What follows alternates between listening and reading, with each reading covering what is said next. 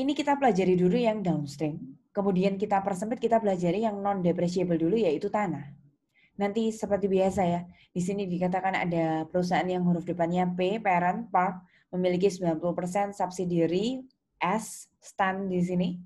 Kemudian diketahui datanya net income, laba, dan lain sebagainya. Nanti kita akan membuat jurnal transaksi seperti biasanya. Jurnal transaksi yang selalu ada ya, mulai dari income, dividen, nanti kita lihat apa lagi yang selalu ada. Kemudian kita akan membuat yang khusus chapter 6. Nah, yang khusus chapter 6 kita akan kenal di sini ada jurnal unrealized profit. Gunanya apa sih? Nanti kalau habis sudah buat jurnal transaksi, buat jurnal kertas kerja. Nah, ini yang namanya kertas kerja. Waktu UTS teman-teman juga buat ini. Nah, kenapa dibuat? Supaya kita tahu gunanya jurnal yang debit kreditnya kertas kerja.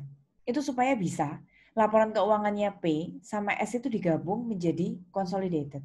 Terus kita lihat di sana ada angka yang harus 0, ada angka yang angkanya itu harus sama seperti di induknya, di P-nya, parent-nya.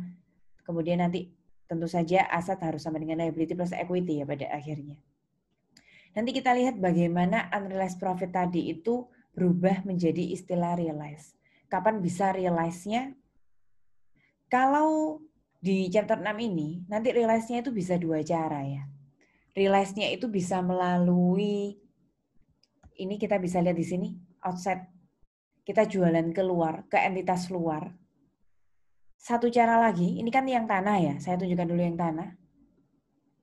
Satu-satunya cara mau realize harus terjual ke pihak luar.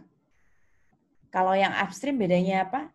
Semua jurnalnya mirip, cuma nanti angka di jurnal transaksinya dikali persentase kepemilikan. Kita akan praktekkan sebentar lagi.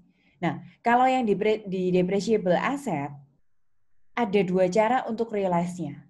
Selain tunggu jual laku ke entitas luar, ternyata kalau digunakan pun itu bisa jadi realize melalui proses depresiasi atau penyusutan. Nah, kita akan lanjut kerja ke Excel yang saya kasih nama meeting 9 untuk membahas chapter 6 hari ini. Sebelum saya pindah ke Excel, saya mau sampaikan nanti yang akan saya tambahkan di chapter 6 ini kan ada jurnal baru, jurnal kertas kerja. Kalau diposting, debit kreditnya sama ya. Itu harus menghasilkan laporan konsolidasi, mulai dari laba rugi, perubahan modal, sampai kita menemukan balance sheet atau neraca, itu hasil nanti akhirnya harus sama. Nanti kalian amati ya, ada jurnal yang baru, nah seperti ini jurnal yang baru. Ini jurnal yang baru, poin A, B, C, itu kan akan kita buat hari ini.